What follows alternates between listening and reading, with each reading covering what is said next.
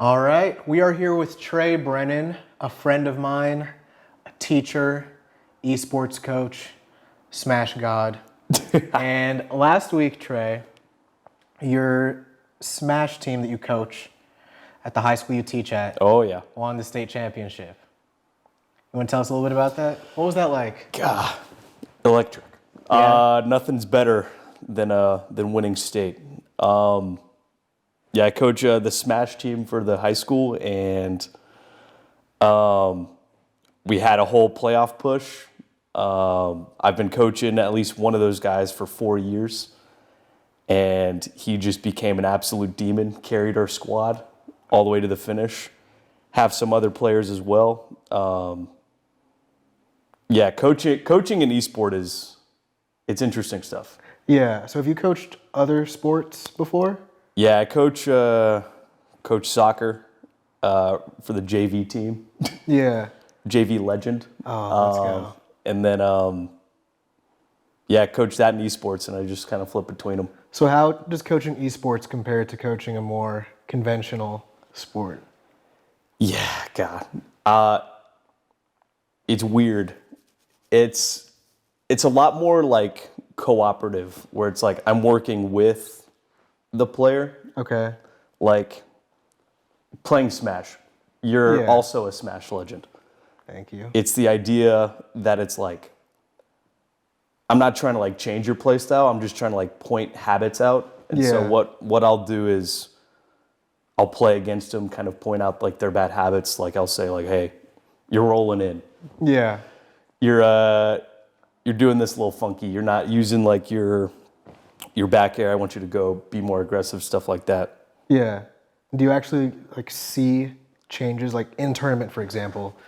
You'll watch a game, and then when you actually give them that feedback, do you immediately see them changing their strategies? Like, See, or is the habit so ingrained that it takes a while? You know? that's a good question. Yes, sometimes it's just ingrained. Like I'll tell them about it, and it's so funny. They'll tell me my bad habits too, which is Yeah. good. Like that's the partnership that I want. Yeah. But it's funny. It's like by the end of like the 4-year kind of stretch with that one student who's a demon now, Yeah. or the other guys, literally, it's like it was just natural. It's like I couldn't teach them anymore because it's like they've picked up everything and they've kind of even surpassed me. The student outgrew the teacher. Yeah, where it's like, Yeah.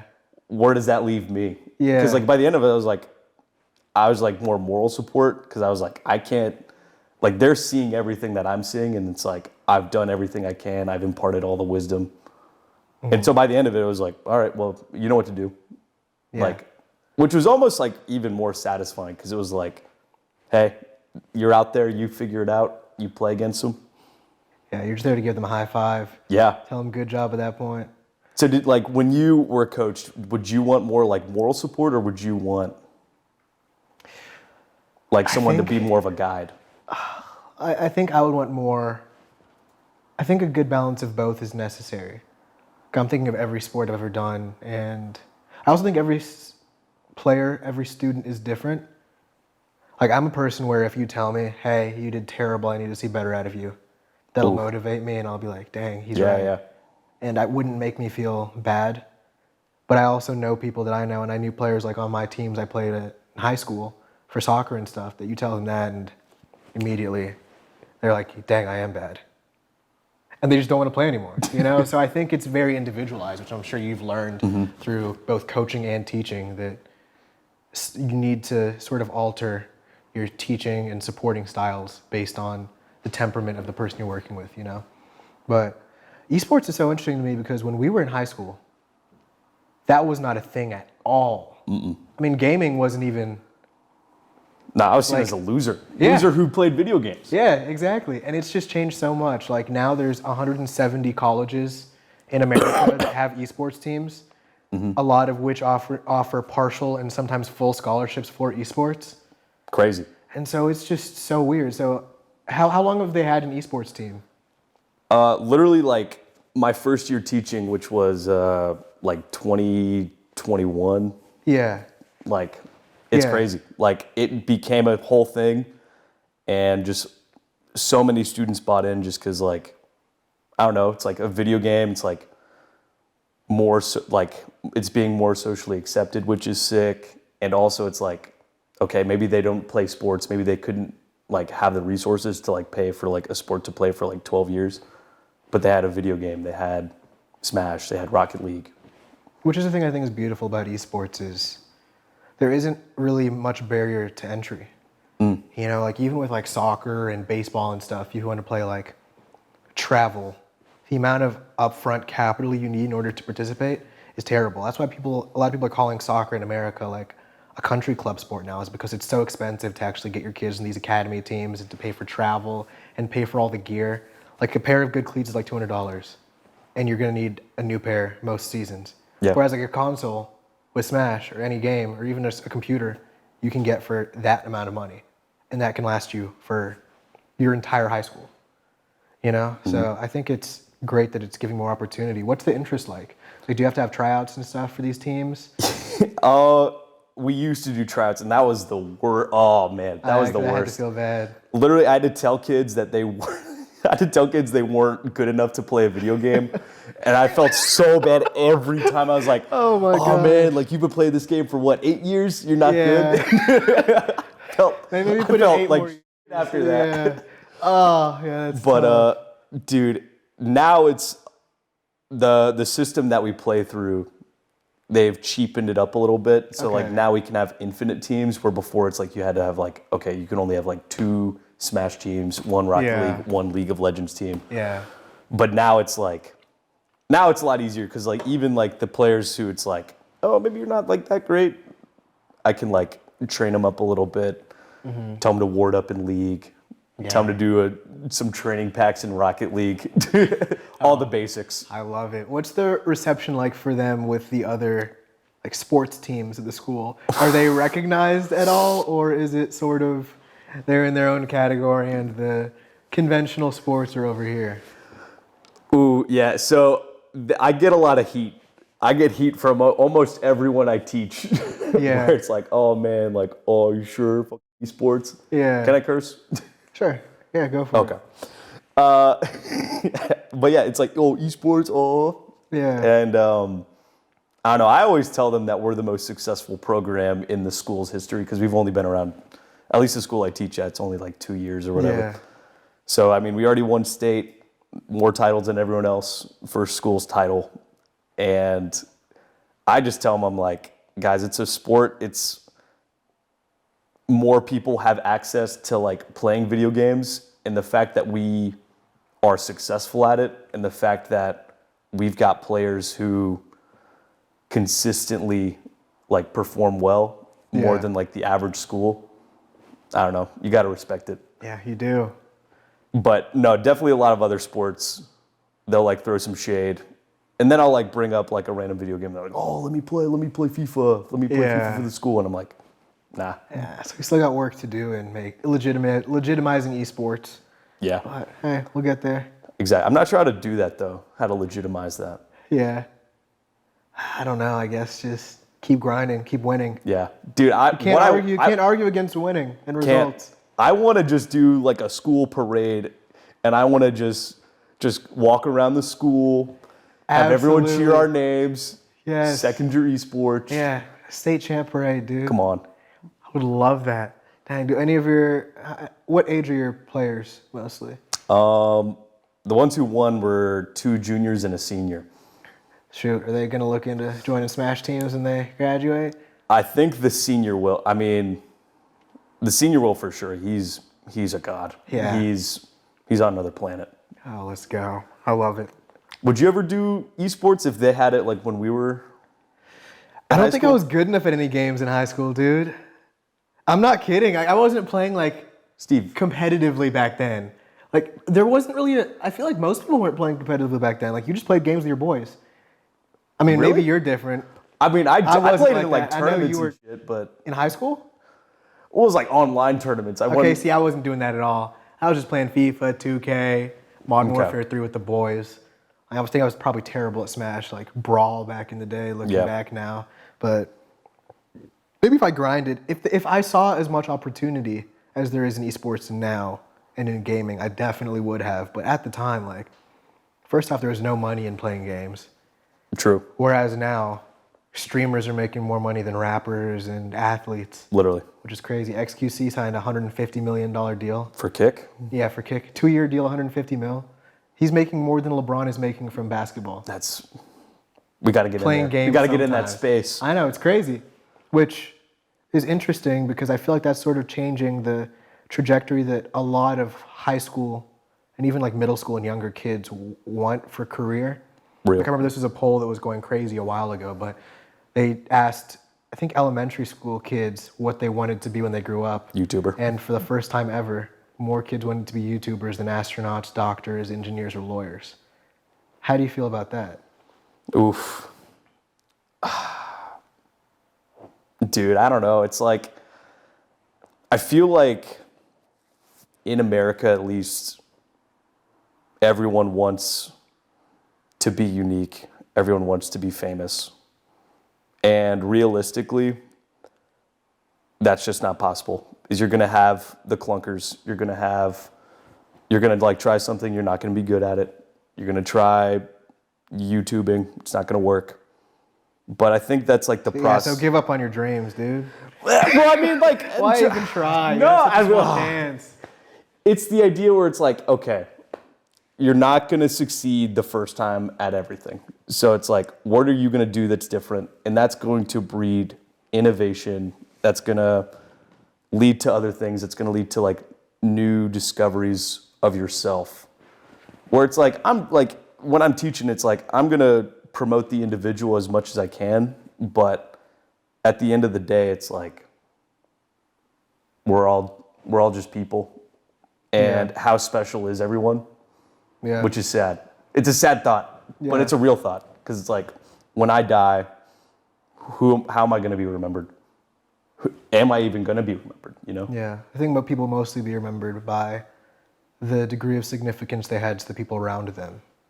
And a lot of that just comes from being an everyday person. Because I agree. I think in America in particular, maybe I'll use the West as like a general term, the idea of being an ordinary everyday person has been incredibly undervalued.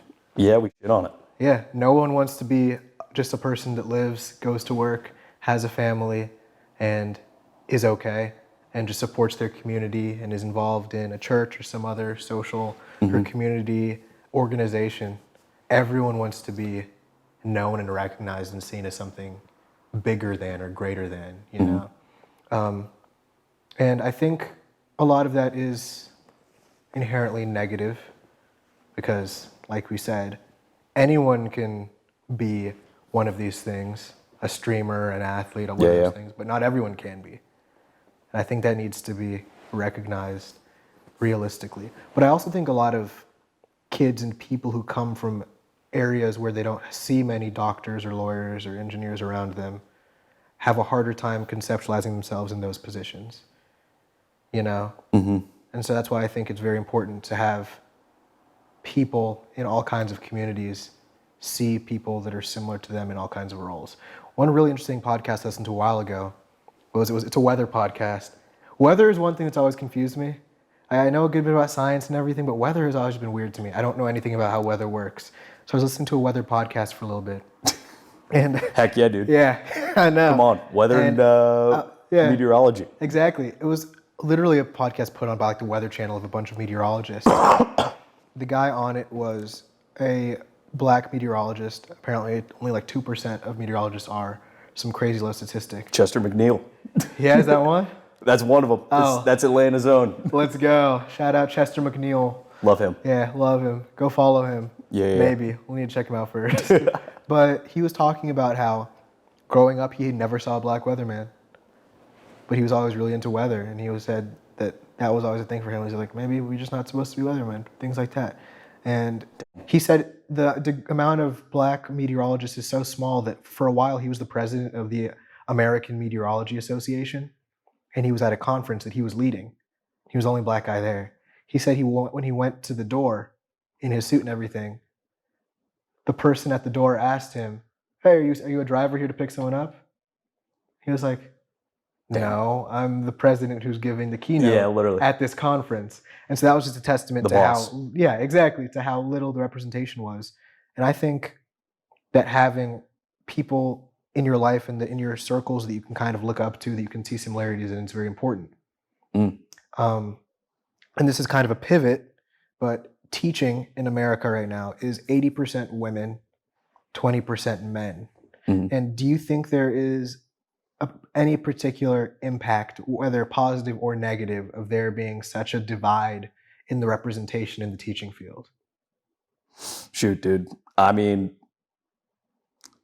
it takes an entire village, and I think exactly what you were saying is like when you see yourself in like an adult figure when you're younger, that means so much. And it's literally like I know that I impact a lot of like my guy students a lot more than like my girl students, just because like I don't know, they see me, they're like, okay, he's successful, I don't know, he works out and stuff like that.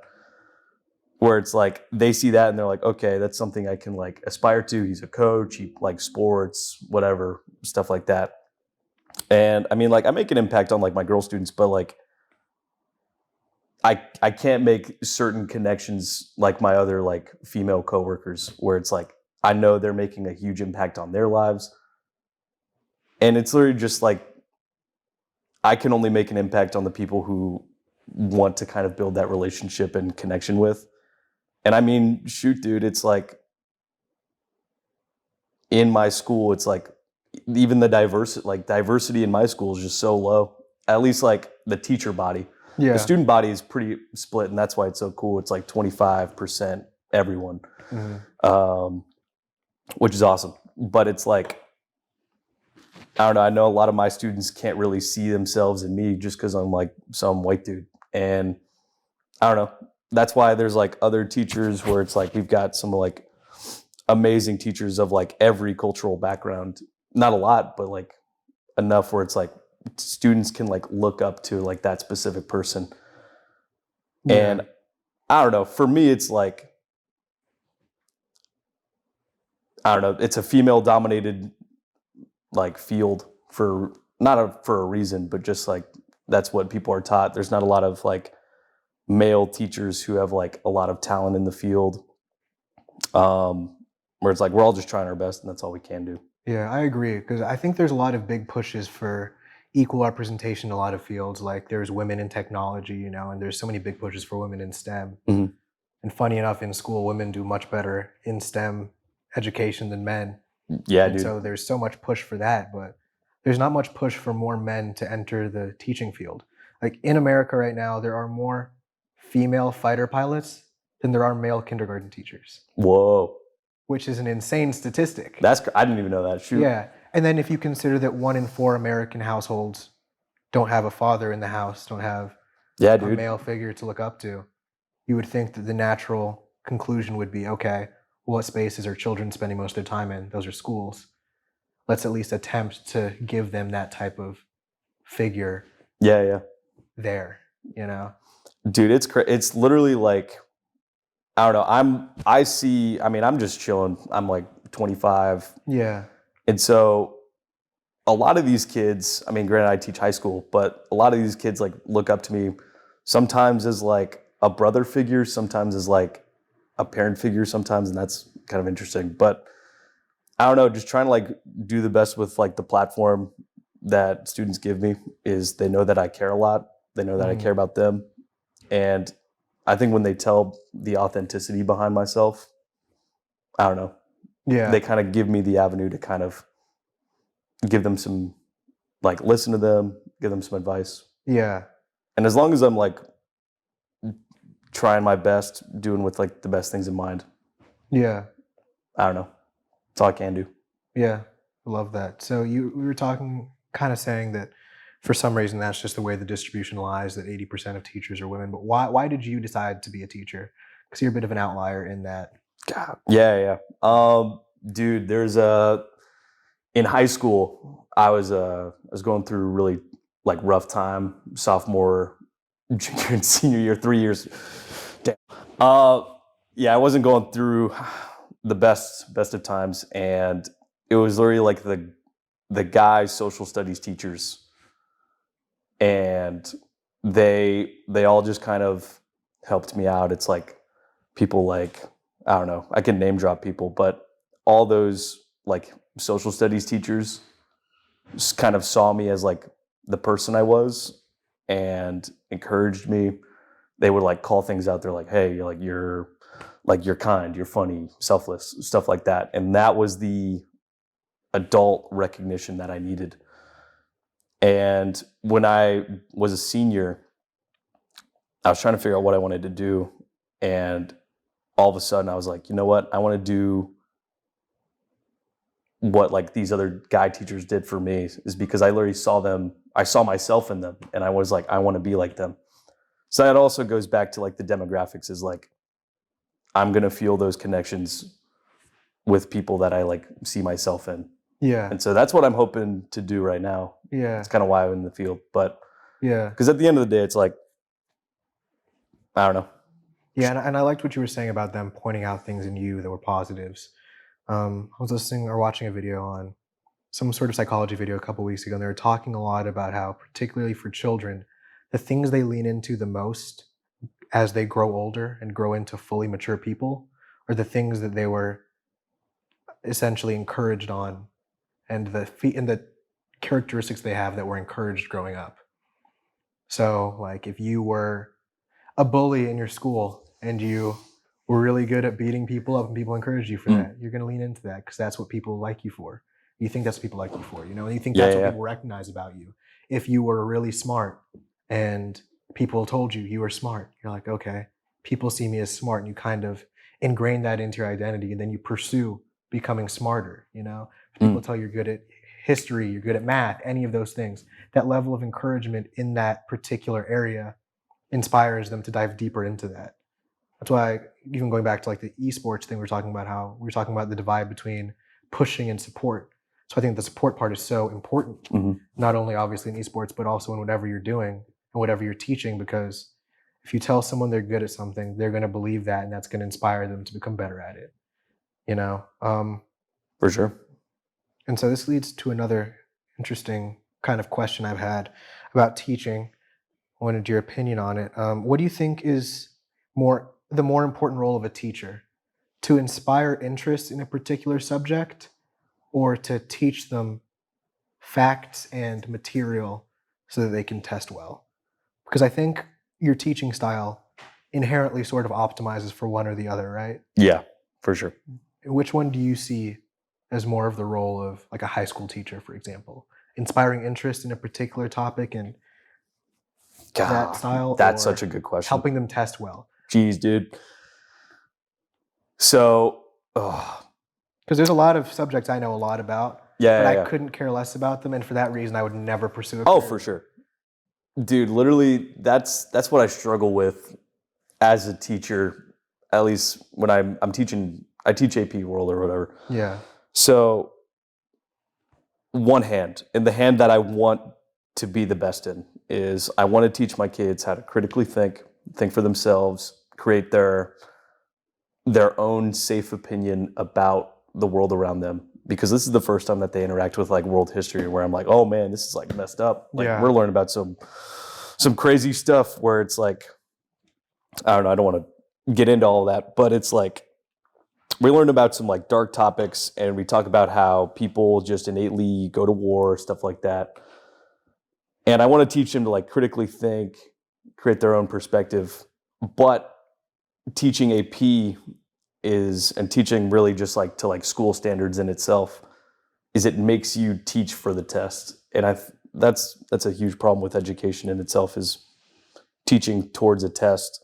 Yeah. Do you where it's like balancing that, where it's like, I want to teach you about like how to like write a historical thesis, write and argue for yourself, back up your points with like true facts, where it's like, I don't know, so you can like support yourself in an argument outside of here.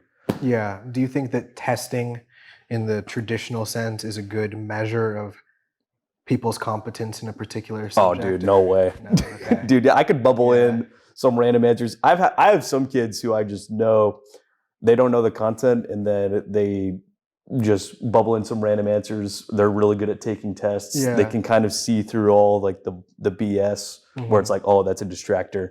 Yeah. Where it's like, I don't know. It's like I went into some tests, and did you ever go into a test and you just didn't know anything? And you're like, I'm just gonna. Oh yeah, all the time. Yeah, dude. But I understood. Similar to what you were saying, I understood like the format of testing. Yeah. So I understood, like, essentially, it was process of elimination for a lot of tests. So I was like, I would read it, and then I would go back, and then I would look at the other questions, and I would be able to deduce, just based on the format of the test, what the correct answers were without actually knowing the information.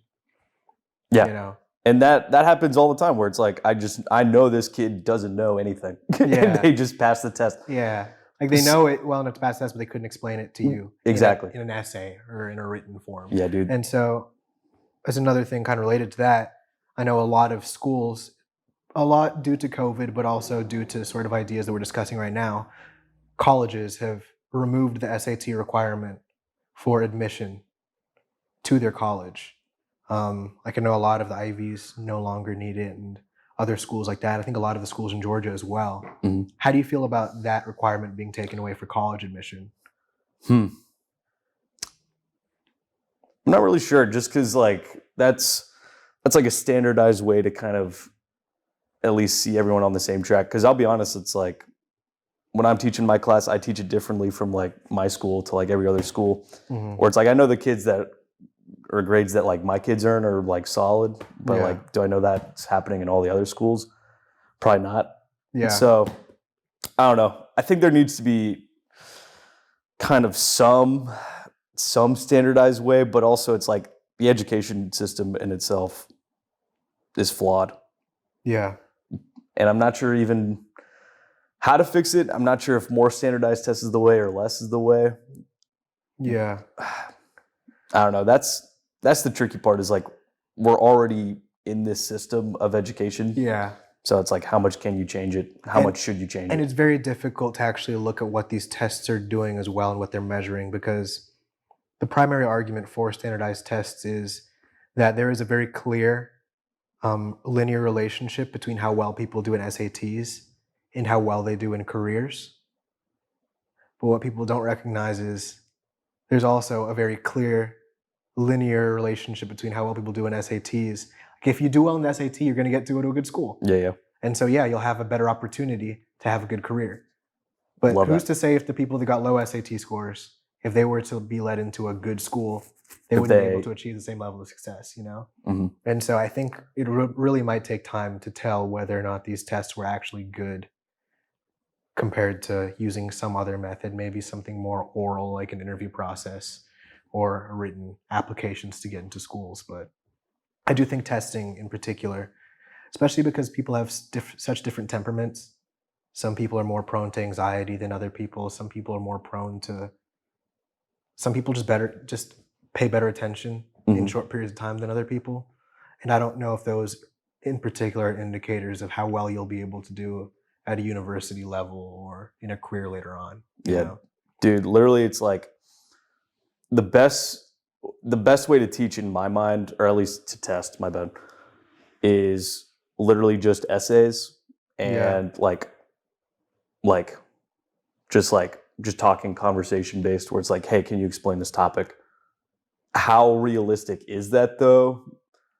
Not at all. Just because like just time based is like literally I made my students like grade or like write this like five paragraph DBQ or whatever, and it took me like 20 hours to grade, and I'm like, Yeah. and that's 20 hours outside of school that I'm not teaching, not planning, not doing all that stuff, where it's like I'm doing that because like I want my students to do well and succeed, but like that's not realistic for. So it seems like with respect to efficiency, testing is one of the better options. But I think academia also understands that writing and being able to express your thoughts on subjects is more valuable than anything else, because for your master's and PhD program, it's entirely based on your thesis. It's based on your ability to consume information, explore and do research, and then write down however you would like and however you see fit your understanding of the topic in a way that other people will be able to process it. So academia clearly knows that that is the way you show your expertise or your degree of knowledge or competence in a particular subject. So I think it's so unfortunate that when you go down to the lower levels that grant you access to those levels, that's not really valued. Yeah. You know? Well, I think that's what I always try to do is I'm making my students write essays. I'm making them actually, if they ever miss a question on a multiple choice, I make them explain it and stuff like that, where it's literally, I was going mad a few weeks ago because I had students just line up from 3 p.m. to 8 p.m. just telling me what questions they missed, explaining all of that. And I'm if I had a family, if I was doing all of that stuff, I couldn't be the teacher I am. Time. Yeah. Just never enough time, dude. Yeah. So, history. You talked about how a lot of the topics you have to teach these kids for the first time are very difficult to teach. What do you think is the importance of teaching history, both the good and bad parts of it? Dude, I think it's so important because it's when I'm talking to these kids for the first time, it's they've heard I know Thanksgiving, Native Americans and Pilgrims had a great time, and they just gave each other food, and I'm it's a little bit more than that one. Not quite that. So it's teaching them okay, hey, this is some real shit. Yeah. That to me is kind of pulling back the curtain on everything that they've been taught. Where it's I get it for an elementary kid, you don't want to talk about the injustices of the world, mass genocide, disease, the taking of land, all of the horrific, conquering, horrific, all of that stuff. You don't want to tell a kid that, but no. I think when you get to the high school level, I think it's my responsibility to at least educate just on some of the stuff. Is I can't touch everything in world history just because it's impossible to cover in 180 days. Yeah. But I'll try my best to give them a glimpse of hey, you can do some more research on this. You can look up stuff about this topic, and I don't know. I'm trying to be more of a guide to the history where it's they can kind of branch off and do their own. Yeah. This might be a bit of a contentious talking point, but in terms of what history to teach, do you think that all history should be taught, or do you think that particularly sensitive subjects within history should be ignored? Because a big debate right now in America, I know in Florida, they've had a lot of laws passed and a lot of books banned, is the whole critical race theory discussion where certain people, and it goes both ways, but essentially the argument I'm talking about right now is the argument that particular pieces of history that maybe frame particular races like African Americans or Black people in a certain light shouldn't be taught. I know Huckleberry Finn has been banned in some states because of its use of the N-word, and other things like that, which is obviously literature, but it's history as well, because it's history of literature. And do you think there's certain parts of history or certain language throughout history that should be written out and not taught as essentially a way to extinguish those ideas? Or do you think that it's important to teach all history regardless of whether it's good or bad in sentiment? God, it's a great question. I'm in favor of just teaching everything, where it's good or bad, doesn't really matter. Just because what I view the classroom as is a marketplace of ideas, where it's the whole point of school in my mind is to make civically engaged people out in the world, where it's they can go out in the world and operate in society. Yeah. And that's history. That's everyone's history, is all of these moments, all of these moments that are super tough to learn about, where it's like, oh man, I wish I could stay away from this. But like that's our history altogether, where it's like, in my mind, it's like when we teach about that in a school, that's like the safest place where these kids can like work with those ideas. And I know for me, I like operate with like a lot of respect and tact, and I try to keep it as safe as possible. But like, I need those kids to work with a lot of these ideas, because it's like, if they go out in the real world and they like run into someone or like these issues, they're not going to know how to operate like effectively. So that's why I'm like, okay, it's important for me to do this work. And I mean, do I want to talk about all this stuff? No, it would be so much easier if I didn't. Yeah. Because I don't know, it's my responsibility to kind of give them like the space to kind of work with those ideas. And when they mess up, because they're going to, Yeah. showing them grace and kind of like redirecting it in a way where it's a little bit more positive. Yeah, I like that. I was just pulling up a quote by Malcolm Forbes. He said, education's purpose is to replace an empty mind with an open one. And so I liked what you were saying about how the goal is to open up their mind and their perception to other things, you know? Mhm. And I think in terms of history, personally, I think it's incredibly important to teach all history, because the past or the present is a function of the past, you know? The events from the past are what caused us to be where we are now. And so if you want to have any sort of indication of where things could go in the future as a result of particular occurrences that are happening right now, looking to the past and seeing how the past affected the present is one of the best ways you can do that.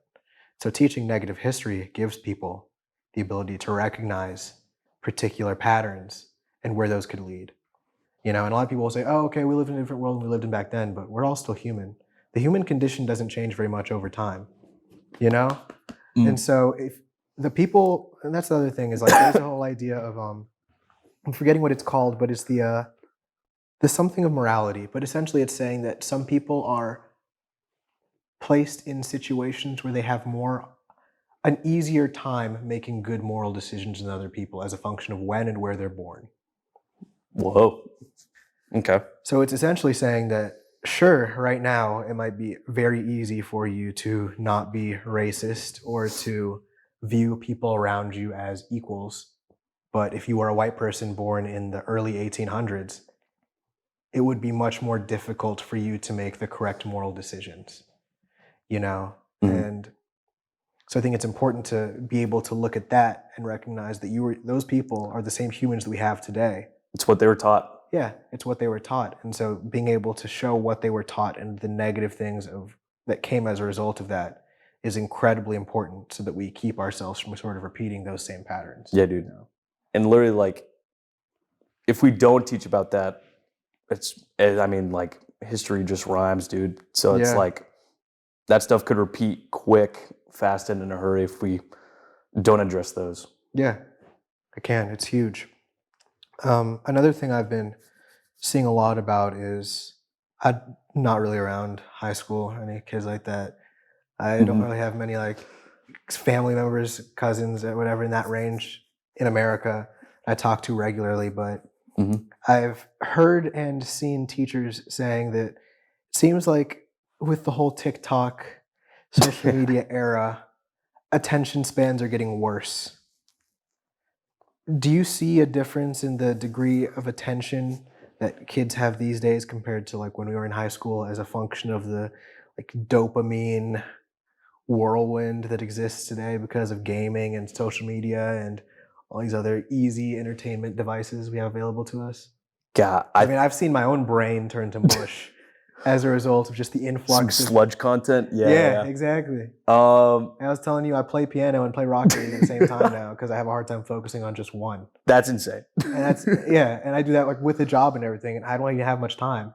Yeah. So I can't imagine if I didn't have a job and other responsibilities and I just had full access to all these things all the time. Have you seen an effect? Dude, that's funny.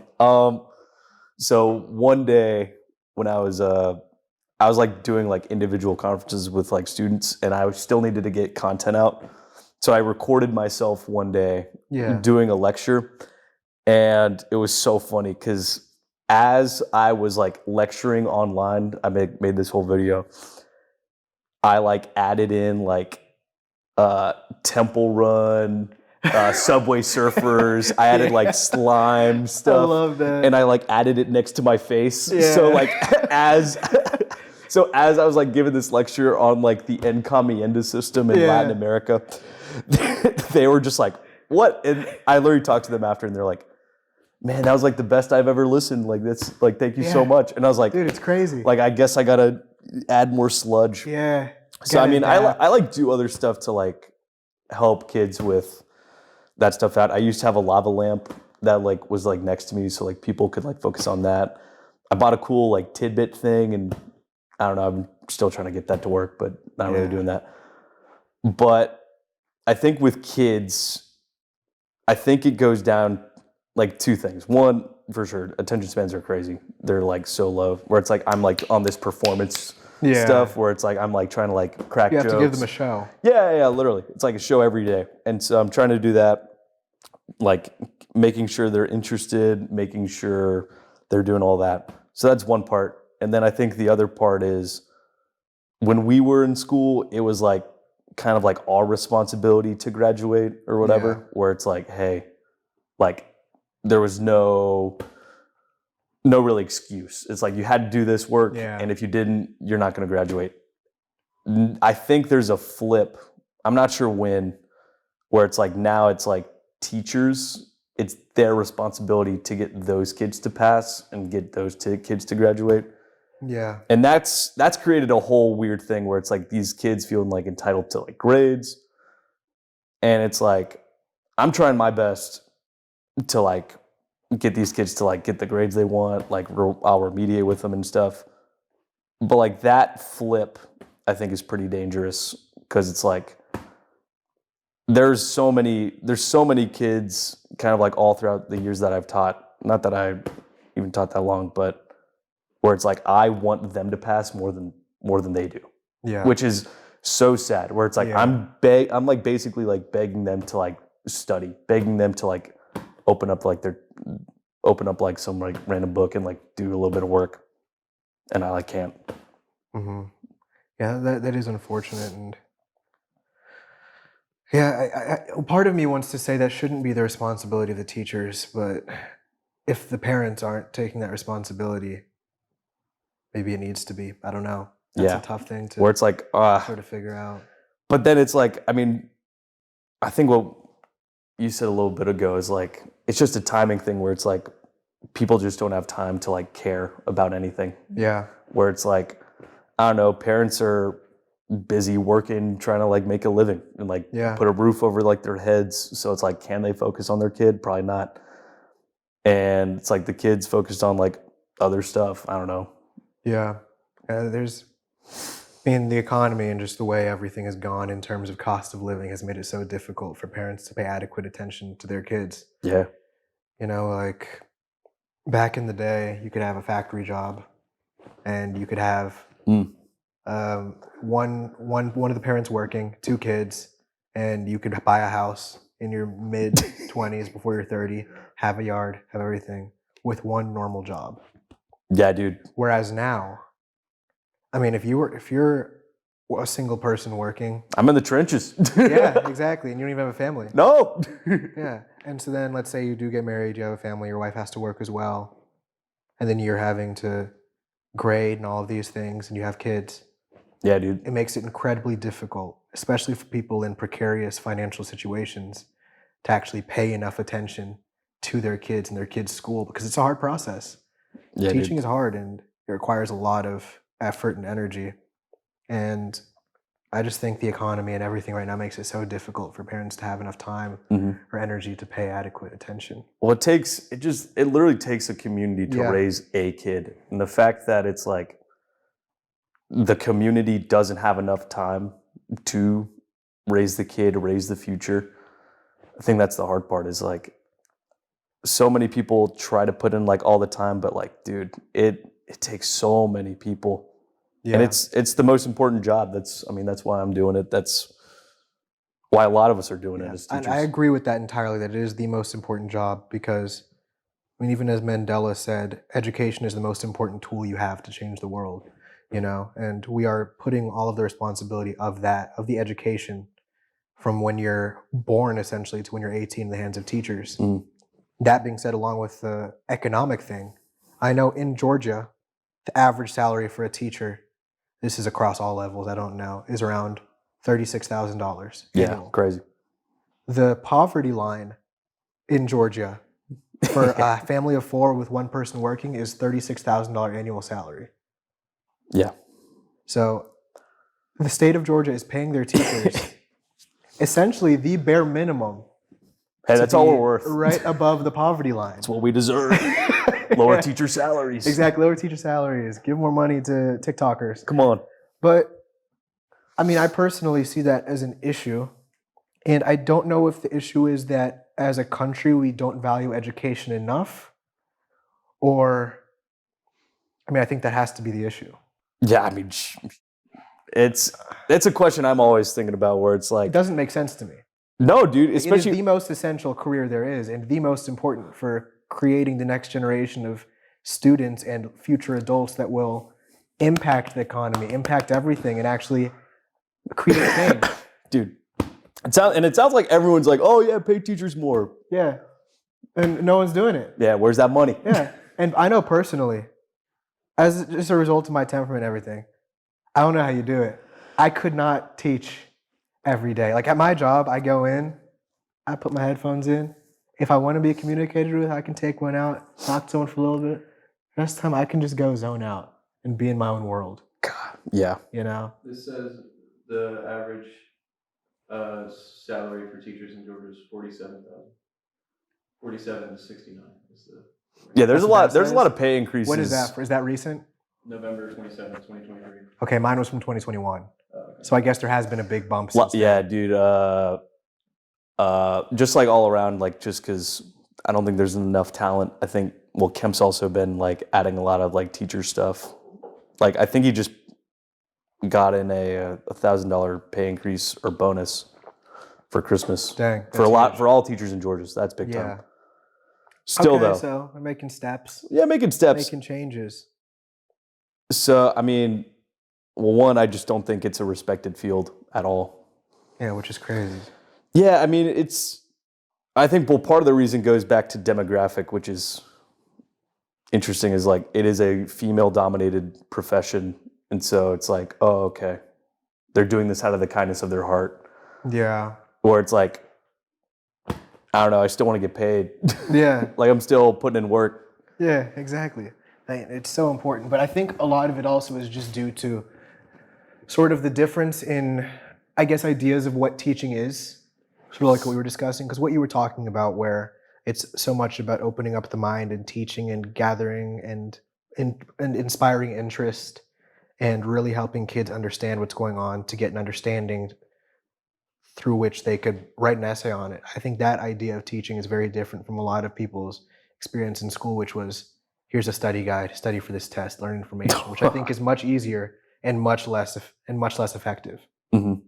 And so I think maybe if there was more promotion of that is what teachers should do and are doing, I think maybe people would value the field more. But I think a lot of people, especially the older generations, school is very different for them.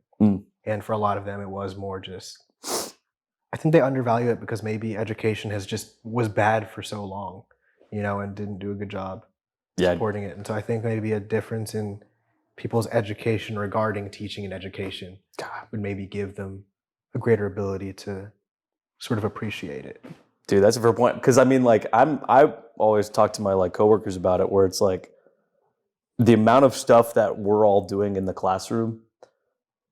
If we compare it to like what we had in even just a few years ago, it's like, man, I'm doing like so much in comparison.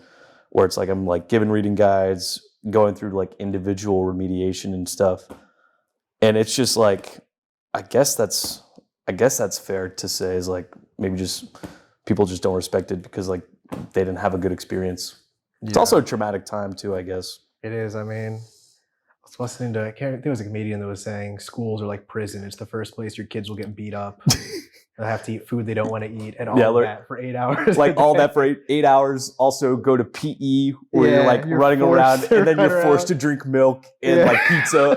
It's just like, that's like the worst. Forced to sit That's next my to people nightmare. you don't want to sit next to. You cannot leave. Like you can't leave against like this smelly kid. Yeah. The smelly kid sitting right next to you, and you just have to take a whiff every 2 minutes. Yeah, exactly. That's why I always have Febreze. Yes, sir. Gotta have Febreze in the classroom. Hey, some kids. Hey, that's puberty though. That's people just stink. Yeah, these kids are figuring it out. Yeah, they're going through it. They'll find deodorant one day. Exactly. Get some degree. Yeah. Assuming that's mostly a problem with the boys. Yeah. A lot of like after like weight training, I've got some kids who just sometimes stink, and I'm like, man, I just gotta Febreze them down when they're walking through the door. They know respectfully. They know. I'm like, hey man, do you see buy some clear deodorant. differences in just, I mean, I'm assuming there are, but just temperament and ability to pay attention and stuff between the boys you teach and the girls? Well, I heard one statistic that said, this was based on a study and based on the difference in the rate at which boys and girls develop. A 25-year-old man 21-year-old the same attention span as the same impulse control as a 13-year-old girl. It's crazy. Insane. Yeah. Do you see that? I would say I used to see it a lot more when I taught on level or CP. But I mean, I think it's... Sorry, I'm not... Yeah. So there's like a few different levels. You've got like special ed, you've got resource, and those are just students who like need a little bit more structure, who like need specific kind of structures in place for them to like focus. Then you've got CP, which is like college prep. Usually that's like considered like on level or average. Then you've got like honors, which is like honors and gifted, which is like a little bit step above, where it's like, okay, you're learning a little bit more content. And then you've got AP, which is like college level. Mm-hmm. And so when I taught like CP on level, it was the idea where it's like, I saw like a lot of attention spans, like, and I would have to like really try to get kids to learn and stuff. And it's interesting, like as I've like moved up the track of like from like honors and gifted up now to AP, now it's like my classes are mostly dominated by girls.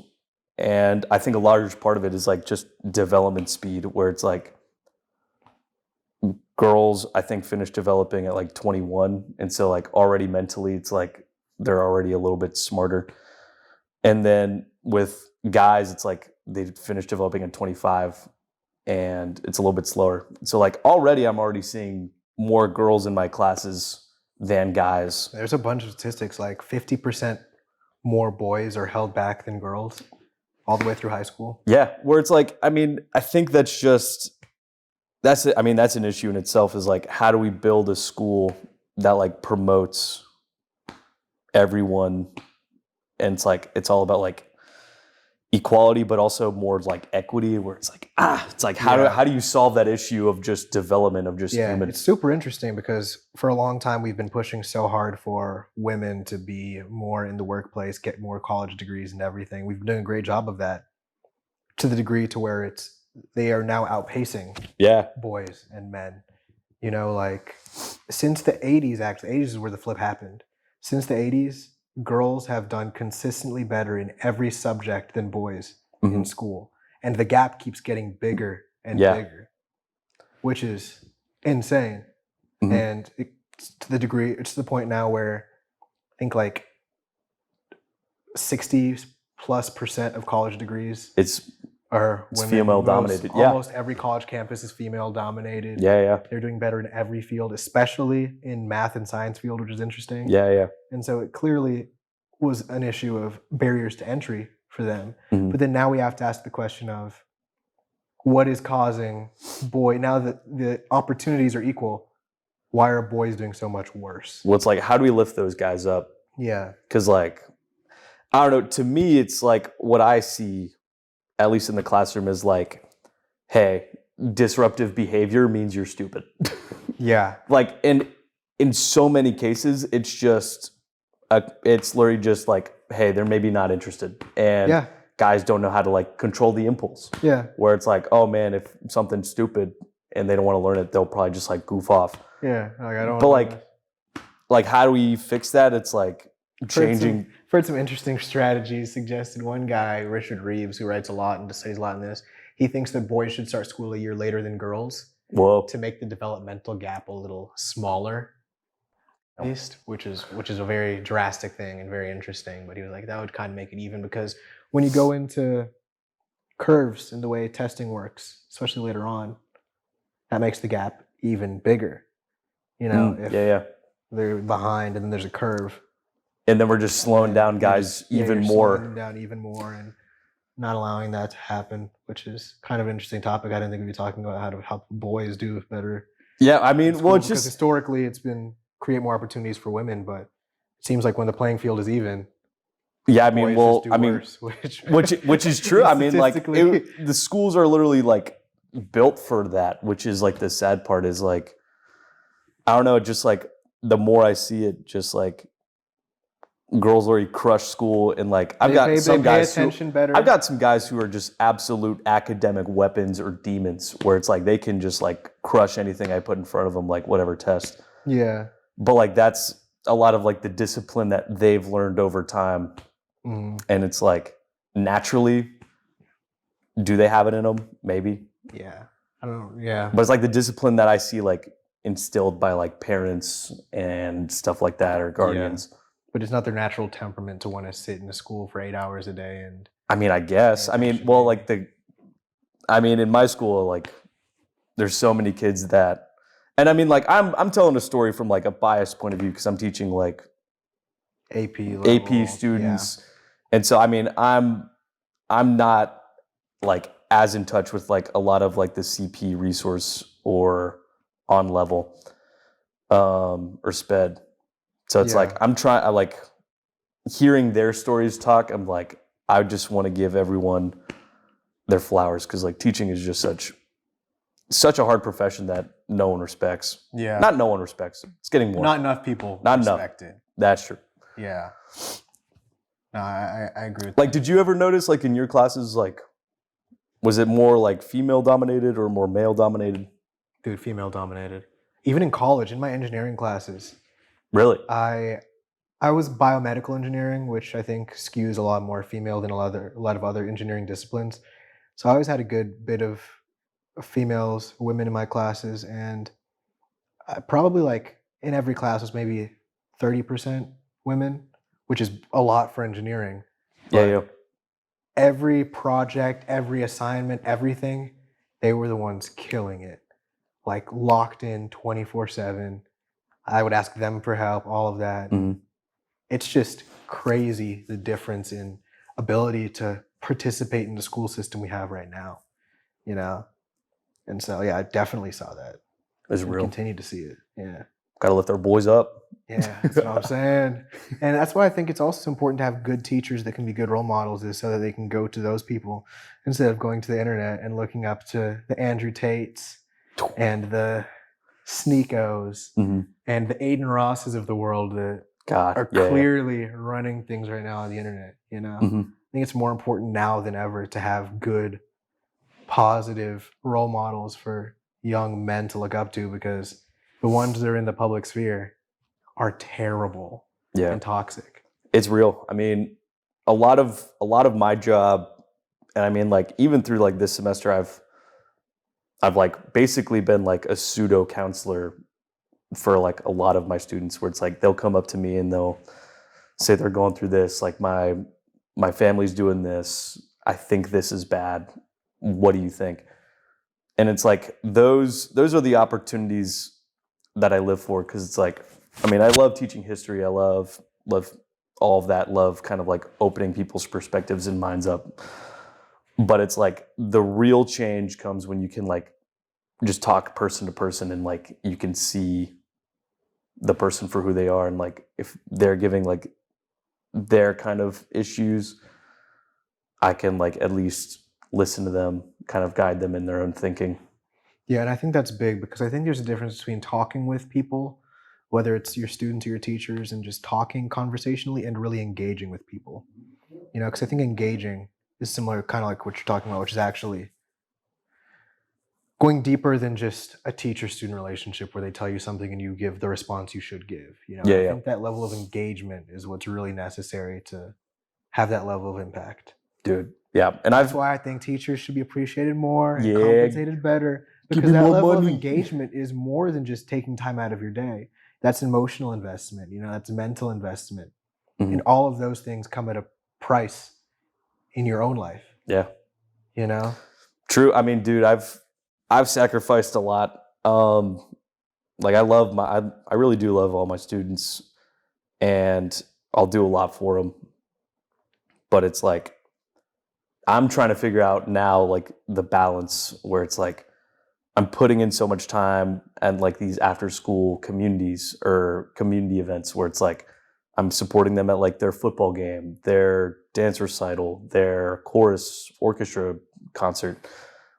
Like I'm doing a lot of that stuff, and the reason why I'm able to do that is because I'm not like spending a lot of time for myself, Yeah. and I'm not like doing all that where it's like I'm trying to figure out that balance, because what I'm scared about is like if I don't do all those things, am I going to be as good? Like, am I going to be the teacher that I am if I don't do that? Yeah. It's scary. Yeah. It is because you don't want to underperform or you know what you would like to, you know who you would like to be to your students as a teacher. Mhm. And I guess finding the line between what is too wishful and Mhm. what's realistic is difficult. Mhm. Well, I mean, I've seen lots of success. Like, I feel appreciated by like my school. One, all, yeah, whatever. It's like I don't know, just trying my best. That's all I can do. Yeah. Um, what advice would you give to people considering getting into teaching, anything like that? You have any pointers, any recommendations regarding the like education path to take to put them in a position to where they could do it well? Or Um, truthfully, make sure that you're like called for it, because the stat and the thing that I've faced or have been faced with is like half the teachers quit after 5 years, or half of new teachers quit after 5 years. really? Yeah. So once you make it 5, you're pretty much locked in. Yeah. But like from the cohort that I graduated with, I would say out of like the 15 of us, I want to say like 9 have already quit because they just Wow. don't like the profession anymore. Yeah. And make sure that like you at least have some kind of heart for it, because like with those people, it's like, hey, like I like the subject, I like history, Yeah. and I think you just need a little bit more, because you're not going to be appreciated, you're not going to get the pay for it. So that's probably number one. And number two is just, I don't know, don't take it too seriously. You were talking about how you have to be cut out for essentially Yeah. being underappreciated. Yeah, so Under- that's one. You talked about the cohort and how Yeah, the cohort, don't take it too seriously. don't take it seriously. Yeah, what yeah. you're on. Well, I mean, like I've just had so many just like goofy stories where it's like I've said I've said some crazy shit in class, and it's Yeah. like everyone's like, that's just funny. And Yeah. it's just like, I don't know, there's so many moments where it's like I look back and I'm like, that was so funny, but also kind of out of pocket. And Yeah. it's just like that's just the nature of people. Is like I'm never gonna say the perfect thing every time. Yeah. I didn't even say the perfect thing in so many of these responses or whatever. But it's like, I don't know, the fact that it's like wrapped in authenticity, where it's like I just care about the Yeah. profession. I care about the progression of my students, their success moving forward. Yeah. When they see that, it's like that's really the only thing you need, is just, do you care about kids? Yeah. Do you want to see them succeed? Yeah. Or not, that's all we can do. Yeah. I think that's beautiful. I think it goes back to kind of what we were talking about earlier, where the goal really should just be to be of significance to the people around you. And I think for a lot of people, including myself, the people that had the most opportunity to be and were the most significant to them are the people that taught them. You know, like I remember in 3rd grade, I was in a math class and I did an assignment really fast. And my teacher, Mrs. Beckett, told me, "Wow, you're really good at math. Maybe you'll be an engineer one day." I remember in 3rd grade, I was like, Whoa. dang, maybe I will be an engineer one day. The 3rd grade. And from that point, I was like, oh, that actually sounds pretty cool. I still remember that one comment she made to me. And I remember the assignment we were doing. And from that point on, I got into high school and I had the opportunity to join a robotics team, you know. And then the guy who led the team was a guy who was a student at Southern Poly. His name was Tari. And he didn't even teach me anything science or math related. He just taught me how to make robots and stuff. And at that point, through not learning stuff for a test, but just through him inspiring that hope and that interest in engineering, I was like, wow, I am enjoying this so much and I think this is so cool and I've gained so much insight into what this looks like that I 100% want to go to school and do 4 years of studying to get to this goal because of the inspiration and motivation that you gave me. Not because he taught me anything, but because he was motivational, because he supported me and he gave me inspiration and gave me a look into that world. And then I found my own interest in it and I was willing to put in the work into the effort to get there. I didn't enjoy a single thing I did in school when it came to the science and stuff, but I loved the idea so much. I had so much interest and so much passion for the field and the processes. And so that inspiration is what gave me the motivation to get through the grueling hours of studying and tests and all that. And so then I think if you can really inspire interest, then people are more than willing to make the sacrifice. Because then when they're taking a test, they're not thinking, I need to take this test so that I get a good grade. They're thinking, if I don't sacrifice this time and put this effort into something I maybe don't even want to do, I won't be able to get to this goal of pursuing that thing that this person inspired me to want to pursue. You know? So do you think that So schools should have more like people who are like experts in a field or more experts of like education? Like where like they're good at the process of teaching, or would you rather have like the expert? I think early on, good at teaching, because I think kids are very difficult to teach. I think you take someone who's like a doctor and you put them in a classroom full of elementary school kids. Like, Just like, what am I doing? Yeah, exactly. Just There's what? going to be no back and forth. So I think really early on it's important, but I think especially in high school, I don't even think it has to be an expert in the field, but it has to be someone who cares about it and cares about the kids and cares about what they're teaching, because I don't think anyone becomes a big person in any field because they just memorized a lot of facts about it. You know, I think in order to actually be successful, you actually have to have interest and passion in what you're doing. And I think that comes from someone who teaches more from the side of garnering interest and garnering attention rather than memorize these things for this test without showing how it relates to things in the real world, you know? Yeah. So, It's real. yeah, it is. But we've been going for a while now. Anyone you want to shout out before we end things? Shoot. Any teachers who have been important to you throughout your life? Any people that supported you along the way? I mean, Steimer or Mr. Steimer was like one of the teachers. Coach Hayes, Mr. Queen, love him, and then, God, just so many good ones. And then people who've kind of helped me out like this year a lot was Coach Gaffney. Love him. He's a great guy. He kind of taught me a lot of like the structure of AP and like how to remediate, just kind of like pushing the boundaries of like what I can do for the individual student. Yeah. And I mean, yeah, just all the teachers out there, because they're all trying their best for the most part. There's some shit ones, but Yeah. for the most part, I think a lot of them care. Yeah. At least I hope. Yeah. Love it. Hey, go hug a teacher. Go tell a teacher you love them. Reach out to your teachers from back in the day. Yeah. Write some notes. Write them a letter, because that stuff, I keep all my letters. Yeah. And that's, I don't know. Whenever I'm feeling down, I'll like pull them out, read. Huge. I need to go back and reach out to some old teachers I had.